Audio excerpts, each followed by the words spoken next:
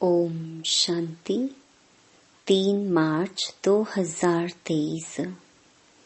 बाबा के महावाक्य। मीठे बच्चे, जब स्वच्छ पौधों पर 5 विकारों की मैल चढ़ती है तब भ्रष्टाचार बढ़ता है। अब तुम्हें श्रेष्ठाचारी बनना और बनाना है। प्रश्न: श्रेष्ठ बनने के लिए श्री श्री शिव बाबा की श्रेष्ठ मत कौन सी मिलती है? उत्तर: श्रेष्ठ बनने के लिए बाप की श्रीमत मिलती है। बच्चे, कम से कम 8 घंटे मेरी सर्विस पर रहो। 8 घंटा भल उस गवर्नमेंट की सर्विस करो, लेकिन 8 घंटा मुझे याद करो व स्वदर्शन चक्र फिराओ। साथ साथ शंख ध्वनि करो। सबको कहो कि गृहस्थ व्यवहार में रहते कमल फूल समान रहकर बाप से वर्षा लो। गीत: किसने यह सब खेल रचाया। ओम शांति। मीठे मीठे बच्चों ने गीत सुना। बच्चे पहले बहुत ही सतयुग के सुख भोगते थे, बहुत मस्त थे, खुशियां ही खुशियां थीं। सिर्फ भारत ही था और कोई खंड नहीं था। भारतवासी यथा राजा रानी तथा प्रजा सब बहुत मजे में थे, खुशी में थे। कभी कोई भ्रष्टाचार नहीं होता था। सतयुग में देवी देवता श्रेष्ठाचारी थे, जिन्हों की कितनी महिमा गाई जाती है। महिमा यथा राजा रानी तथा प्रजा सबकी होती है। फिर माया आकर चटकती है। यह भी ड्रामा बना बनाया है, जिसको अच्छी रीति समझना है। बाप के सिवाय कोई समझा न सके। बाप ही भारत और विश्व को सदा सुखी शांतमय बनाए। सब कुछ करके फिर खुद छिप जाते हैं। यह किसकी महिमा है? परम पिता परमात्मा की। भारत में जब स्वर्ग था तो देवी देवताओं का राज्य था। सतो प्रधान था। दुख का नाम निशान नहीं था। फिर आधा कल्प बाद रावण राज्य हुआ। सतयुग के देवताओं के लिए गाया जाता है संपूर्ण निर्विकारी मर्यादा पुरुषोत्तम। वहां तो कभी भ्रष्टाचार हो नहीं सकता। वहां तो श्रेष्ठाचारी थे। पौधे जो स्वच्छ थे, उन पर 5 विकारों की मैल चढ़ने से भ्रष्टाचार होते होते अब पूरा भ्रष्टाचार हो गया है। राजा रानी तथा प्रजा जो श्रेष्ठाचारी थे, वह सब अभी भ्रष्टाचारी बन पड़ी हैं। गाते भी हैं, मुझ निर्गुण हारे में कोई गुण नहीं। आप ही रहम करो, ओ गॉड फादर, रहम मांगते हैं। देवी देवताओं के आगे जाकर कहते हैं, हमको ऐसा बनाओ। ड्रामा को तो जानते नहीं कि वह फिर ऐसा कब बनेंगे। तो तुम श्रेष्ठाचारी थे, भ्रष्टाचार का नाम नहीं था। इस समय सभी मनुष्य भ्रष्ट बन पड़े हैं, यथा राजा रानी तथा प्रजा। अब भ्रष्टाचारी से श्रेष्ठाचारी कैसे बन सकते हैं, यह कोई नहीं जानते हैं। यह है ही पतित दुनिया, भ्रष्टाचार होना ही है। अब बाप कहते हैं, जो कुछ समझो वह फिर औरों को समझाओ। बाप की महिमा गाते हैं, अपने आप सब कुछ करके अपने आप छिपाया। निराकार भगवान को आना जरूर पड़ता है। शिव जयंती मनाते हैं। कैसे आते हैं, अभी तुम बच्चे जानते हो। शिव है पतित पावन, उनको आना ही तब है जब सारी सृष्टि पतित बन जाती है। उसको आकर पावन बनाना है। 2-4 को तो पावन नहीं बनाएंगे ना। यथा राजा रानी तथा प्रजा पावन थे, फिर अब यथा राजा रानी तथा प्रजा पतित हैं। अभी तो राजा रानी है नहीं, जानते हैं राजे लोग थे, अब उन्हों की राजाई है नहीं। ब्रिटिश गवर्नमेंट थी तो साहूकार लोग, जमींदार आदि धन देते थे। कोई ने 20-30 हजार दिया तो टाइटल मिल जाता था। बाबा अनुभवी है ना। शिव बाबा ने भी अनुभवी रथ लिया है। ऐसा वैसा रथ थोड़े ही लेगा। बड़े बड़े राजाए होते हैं तो वह घोड़े बहुत फर्स्ट क्लास रखते हैं। जानवरों में भी कोई कोई बहुत अच्छे होते हैं। जैसे ऊंट कोई बहुत अच्छे होते हैं, बैठो तो जैसे एरोप्लेन चलता है। कोई तो ऐसा होता है जो बहुत डंडे लगाने पड़ते हैं। तो बरोबर यह भारत 5000 वर्ष पहले स्वर्ग था, यह तो मशहूर है। क्रिश्चियन लोग भी कहते हैं क्राइस्ट से 3000 वर्ष पहले स्वर्ग था, तो बरोबर कल्प 5000 वर्ष का हो गया। खुद ही कल्प की आयु बतलाते हैं, फिर सत्युग को लाखों वर्ष कहते हैं। ऐसी ऐसी पॉइंट्स बाबा समझाते हैं, जो धारण कर दूसरों को समझानी है, परंतु समझाते नहीं। अभी तुम बच्चे जानते हो, बरोबर हम श्रेष्ठाचारी थे। यथा राजा रानी तथा प्रजा श्रेष्ठ थे। शेर बकरी इकट्ठे जल पीते थे। वहां कंस जरासंधि हिरण्याकश्यप आदि कुछ भी नहीं थे। हिरण्याकश्यप आदि को सतयुग में और श्री कृष्ण को फिर द्वापर में ले गए हैं। रावण को त्रेता में ले जाते हैं। सब असुरों के अलग अलग नाम दे देते हैं। कुंभकर्ण आदि भी सब असुरों के नाम हैं। अभी है आसुरी संप्रदाय, अर्थात आसुरी मत पर चलने वाले।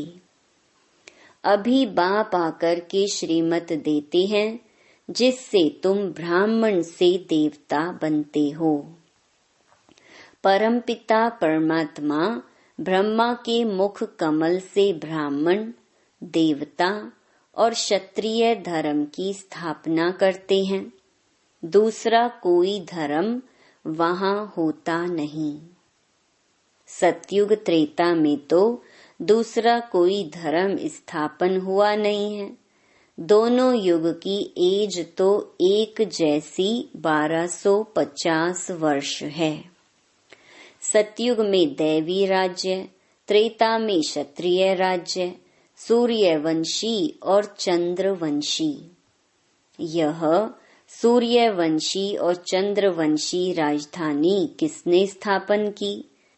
क्या ऐसे कहेंगे कि चंद्रवंशी राजधानी राम ने स्थापन की, सूर्यवंशी राजधानी लक्ष्मी नारायण ने स्थापन की? नहीं, दोनों ही स्थापन करने वाला परम पिता परमात्मा है।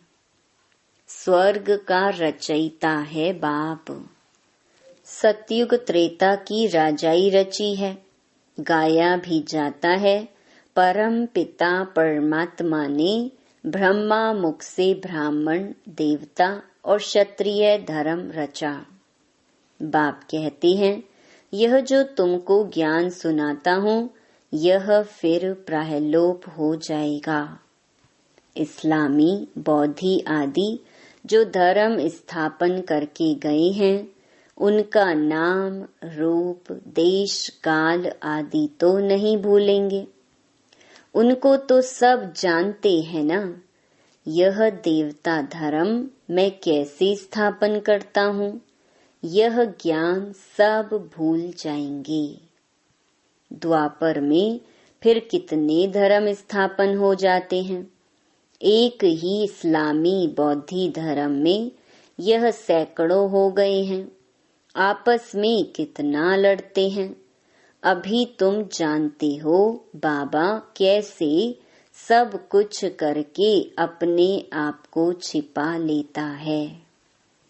स्वर्ग में जो देवी देवताएं थे, उनको फिर माया आकर चटकी, पूरे बेगुण बन गए हैं। गाते भी हैं, मुझ निर्गुण हारे में कोई गुण नहीं। तब तो गुणवान देवताओं की पूजा करते हैं। बड़े बड़े राजाओं के पास अंदर महलों में मंदिर रहते हैं, पूजा करते हैं। ऐसा कोई राजा नहीं होगा जिसके पास मंदिर ना हो। अब बच्चे जानते हैं शिव बाबा की श्रीमत पर चलना है, कदम कदम पर श्रीमत लेनी है, तब ही सो देवी देवता बनेंगे। परंतु श्रीमत पर भी चलते नहीं। बाबा कहते हैं, कोई भी बात में कुछ मूंझो तो चिट्ठी लिखकर पूछो। बाप को याद करो। माया ऐसी है जो स्वर्ग स्थापन करने वाले परम पिता परमात्मा को याद करने नहीं देती। बाबा जानते हैं तूफान बहुत आएंगे, परंतु चिट्ठी लिख पूछना चाहिए, इस हालत में क्या करें। बच्चे की शादी है, इस हालत में क्या करें। कोई मरा है, क्या करें। मत लेनी चाहिए। श्रेष्ठ बनना है तो श्रीमत पर चलना है। श्री कृष्ण की मत तो हो ना सके। श्री कृष्ण पतित दुनिया में कैसे आ सकता है। श्री कृष्ण की आत्मा खुद अंतिम जन्म में राजयोग सीख रही है। सिर्फ श्री कृष्ण की आत्मा है क्या? जो भी देवी देवता घराने वाले हैं, वह ब्राह्मण बने हैं। कदम कदम श्रीमत पर चलना है। बाप कहते हैं, जितना हो सके बाप को याद करते रहो। तुम्हारे पापों का बोझा बहुत है। भल कोई गवर्नमेंट सर्विस में है, 8 घंटे गवर्नमेंट की नौकरी है, बाकी जो समय है उसमें याद करो।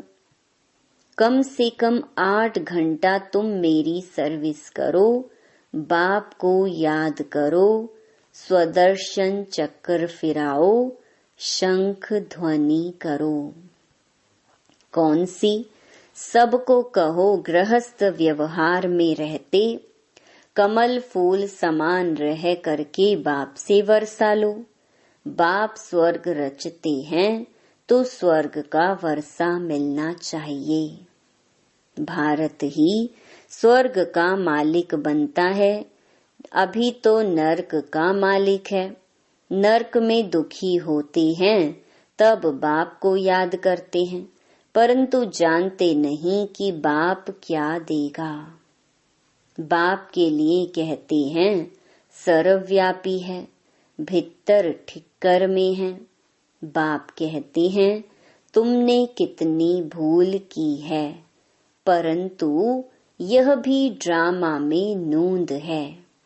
अब उनसे बाहर निकलो। यह भक्ति करते करते तुम तंग हो गए हो।